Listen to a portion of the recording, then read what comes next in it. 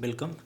आज एक दवाई के बारे में बात करते हैं, टिनोरमिन 50 मिलीग्राम। 50 मिलीग्राम या 25 मिलीग्राम, 100 मिलीग्राम, इस तरीके से डोज में चलती है। तो टिनोरमिन के अंदर होता है एटिनोलाल। एटिनोलाल क्या है? ब्लड प्रेशर की दवा है। अगर किसी को बीपी बढ़ा हुआ है उस केस में लिखा जाता है। तो अगर आपको टिनोरमिन लिखी गई है, इसका मतलब है कि आपको या तो ब्लड प्रेशर की समस्या होगी या हार्ट से संबंधित दूसरी भी समस्याएं रहती है, उसमें दी जाती है।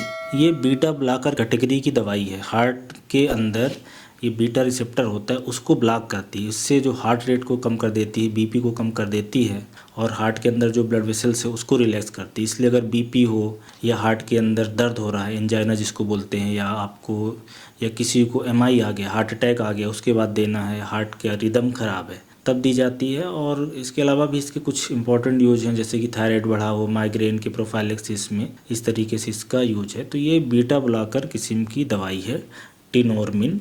इसके डोज की बात करें, 25 मिलीग्राम, 50 मिलीग्राम, 100 मिलीग्राम है। नॉर्मली 50 मिलीग्राम दिन में एक बार लिखी जाती है। आप सुबह खा लें या शाम को खाएं, जब भी खाएं समय फिक्स होना चाहिए, खाना खाने के बाद खाएं। और जो सबसे इम्पॉर्टेंट है, टिनोरमिन अगर चल रही है कि आपको इसको बंद नहीं करना अपने मन से। इससे इम्पॉर्टेंट और कोई बात नहीं है मुझे बताने के लिए कि टिनोरमिन एक बीटा ब्लॉकर है जो कि बीटा रिसेप्टर को सप्रेस करके रखती है। उससे बीपी कम होता है, आपकी हार्ट रेट सही रहती है।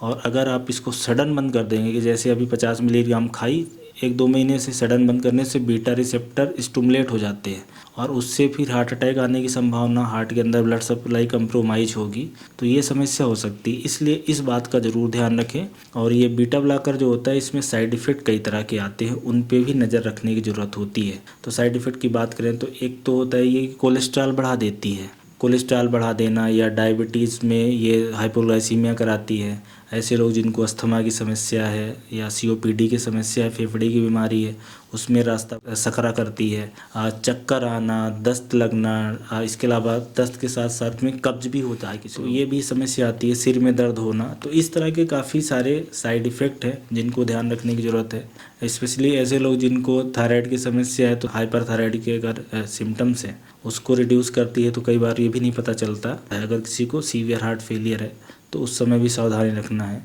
और इसके अलावा ये लीवर की समस्या है, लीवर की समस्या वगैरह आती है तो बीच में अगर जॉन्डिस वगैरह किसी को हो जाए तो उसको भी ये ध्यान रखने की ज़रूरत है। तो अगर आपको टिनोरमिन लिखी गई है तो इस तरह की समस्याएं हैं जिनको आपको ध्यान रखना है, बीच बीच में जांच कराते रहना है।